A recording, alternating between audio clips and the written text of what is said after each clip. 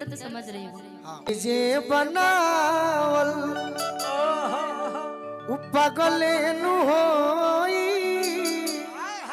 लेकिन तू झुमा वही लगा उहे माहौल नहीं लेकिन पहले आप ही गा दीजिए इनकी फरमाइश है कि दिल के दर्दिया हम प्रेम कहले बनिए से सॉन्ग के। जी मैं समझ रही हूँ।